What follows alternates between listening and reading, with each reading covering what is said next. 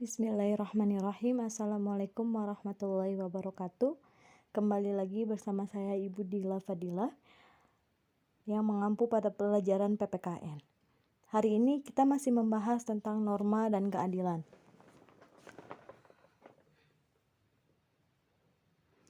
Perhatikan peta konsep berikut ini. Nah, pada materi bab 2 ini ada beberapa hal yang akan dipelajari. Pada pertemuan sebelumnya, kalian telah mempelajari tentang pengertian norma, asal-usul norma. Nah, hari ini kita akan belajar tentang macam-macam norma.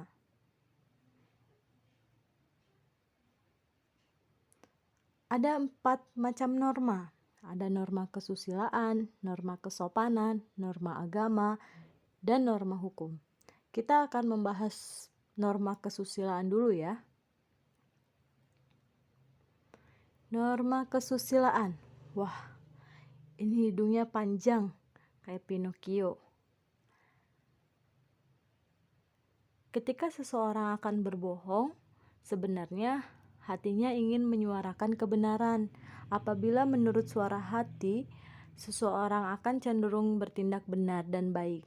Seseorang yang berbuat berdasarkan suara hati nurani merupakan gambaran orang yang mempertimbangkan norma kesusilaan dalam kehidupannya. Jadi, norma kesusilaan ini berkaitan dengan hati nurani kita sebagai manusia. Kalau kita ingin melakukan sesuatu berdasarkan hati nurani, bertanya dulu kepada hati nurani kita, pasti akan memilih hal yang baik dan benar.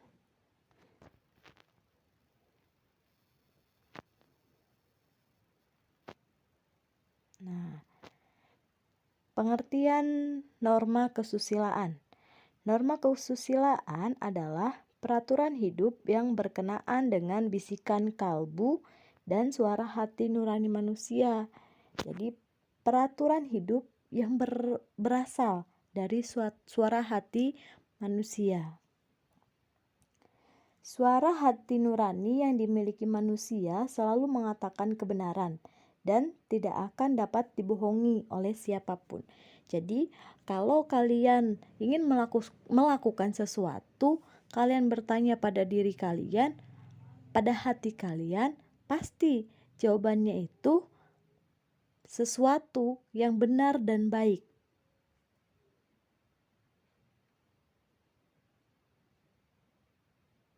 Contohnya nih ya, contoh norma kesusilaan.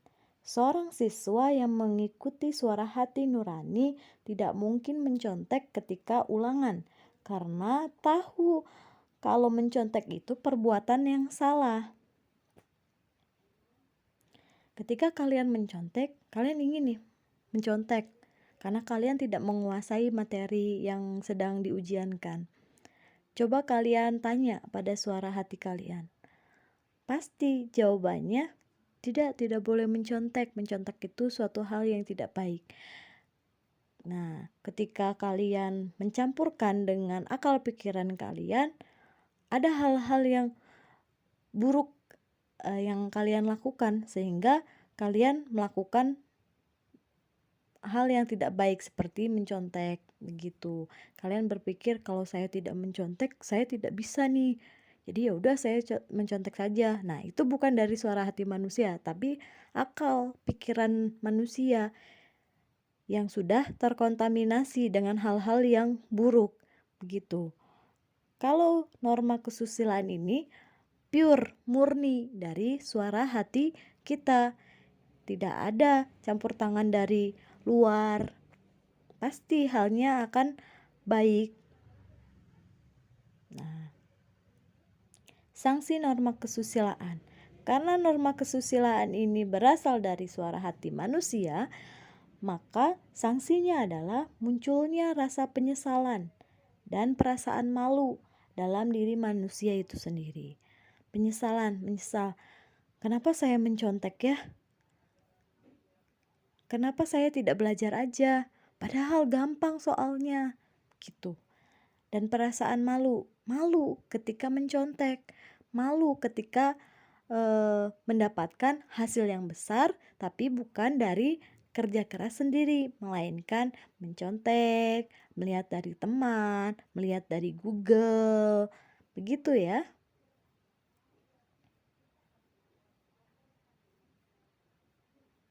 Nah, yang kedua adalah norma kesopanan nih. Norma kesopanan ini norma yang berhubungan dengan pergaulan manusia dalam kehidupan sehari-hari. Jadi norma kesopanan ini berkaitan dengan kehidupan sehari-hari. Norma kesopanan bersumber dari tata kehidupan atau budaya yang berupa kebiasaan-kebiasaan masyarakat dalam mengatur kelompoknya.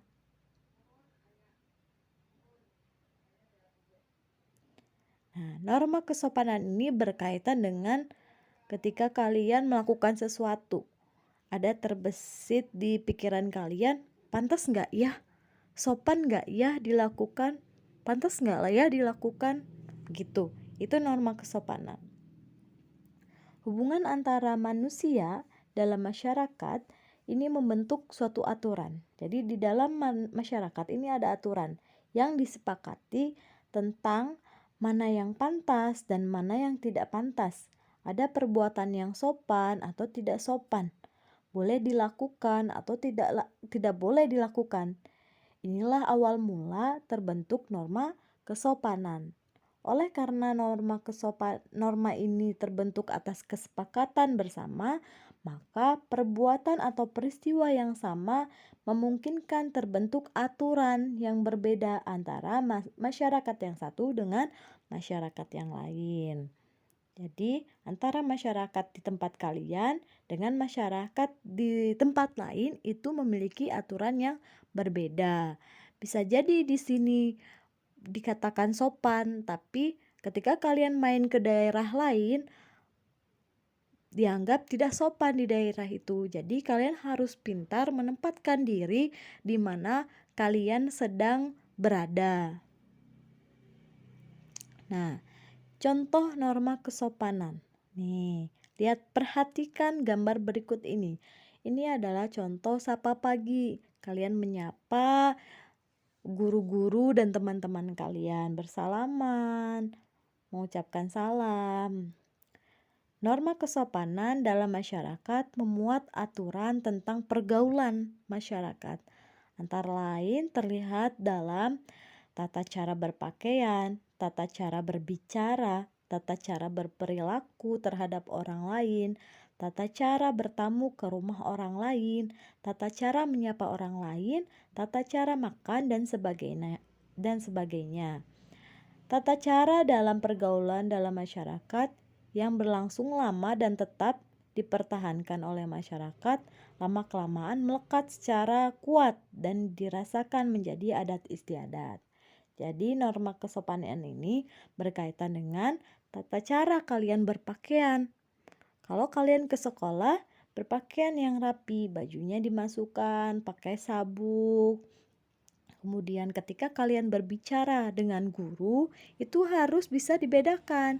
Ketika kalian berbicara dengan teman, itu berbeda. Kalian menggunakan bahasa sehari-hari dengan teman kalian. Tapi ketika berbicara dengan guru, gunakan bahasa yang sopan terhadap orang yang lebih tua. Begitupun dengan orang tua kalian atau keluarga kalian yang usianya lebih tua.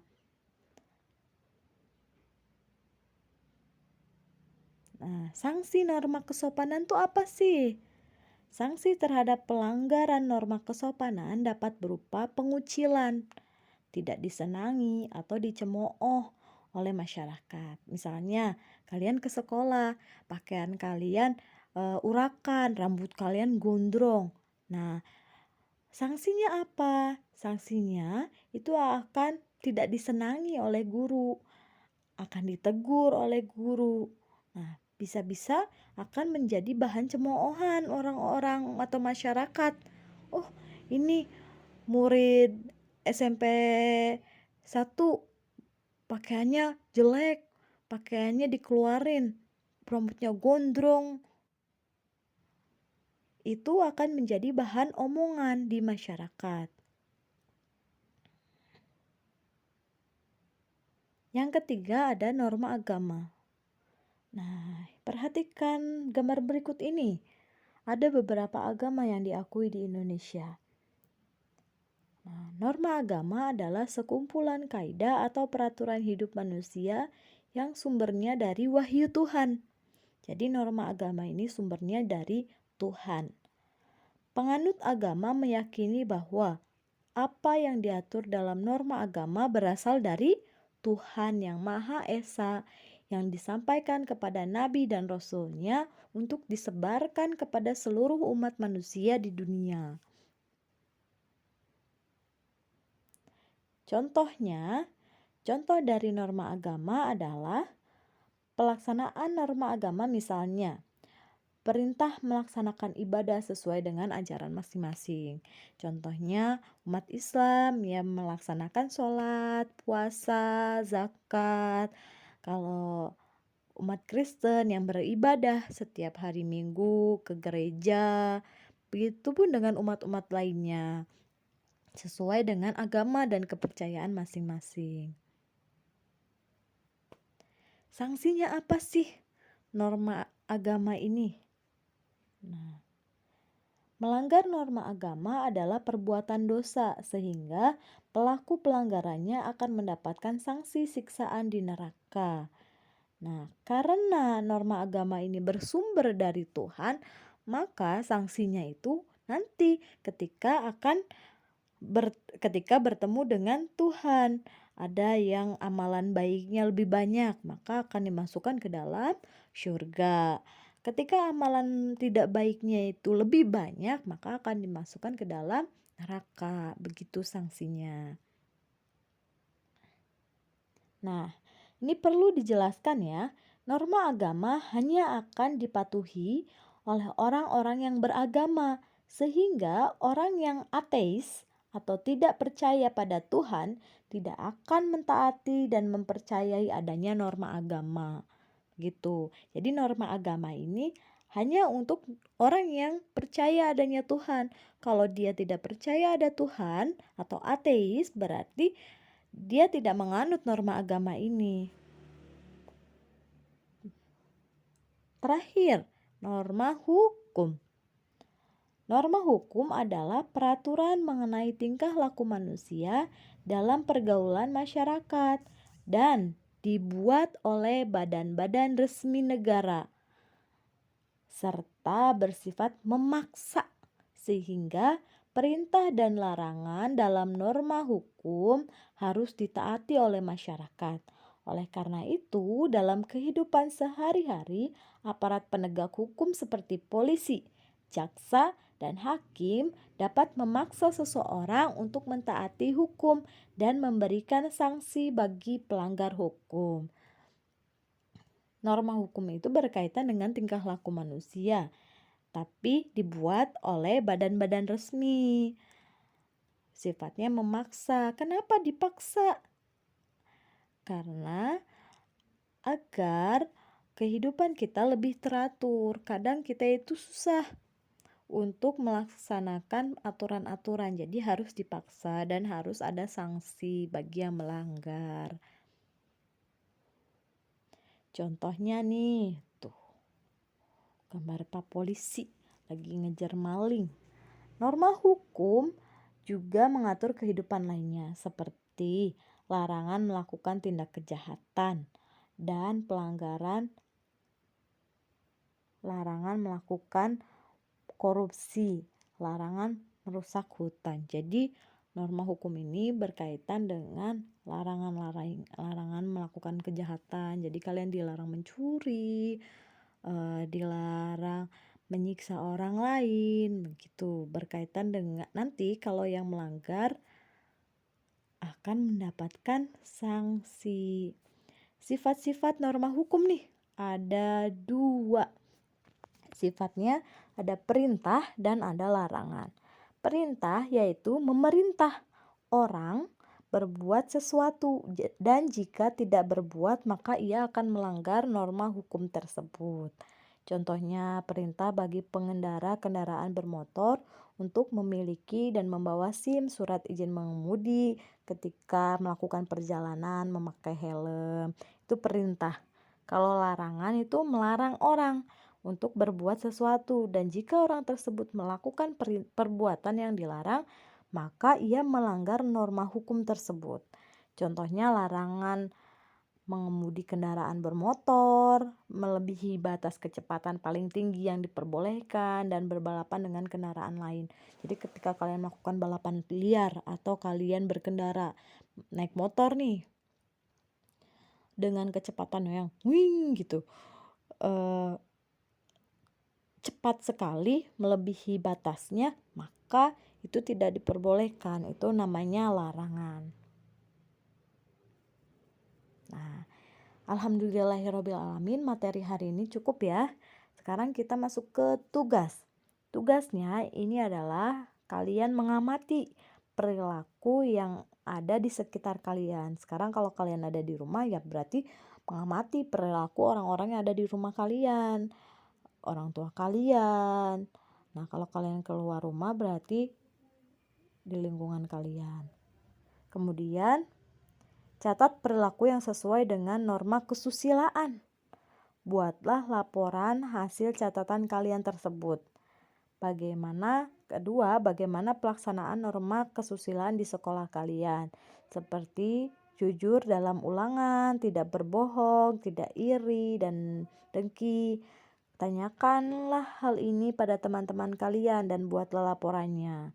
Apa alasan seorang pelajar mentaati norma kesusilaan seperti jujur, tidak iri, dan tidak sombong? Jadi kalian coba tanyain ke teman kalian. Kalau kalian belum bisa ketemu nih sama teman kalian bisa chatting. Nanya ke teman, kenapa sih kamu jujur banget ketika ulangan gitu. Nanti ditulis nama temennya siapa. Misalnya si Ali kelas 7F gitu.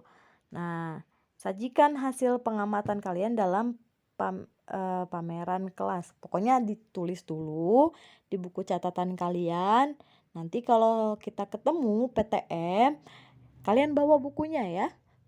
Begitu. Tugas ini dicatat, materi yang sebelumnya juga dicatat. Oke, cukup sekian dari Ibu ya. Semoga bermanfaat ilmu yang Ibu sampaikan.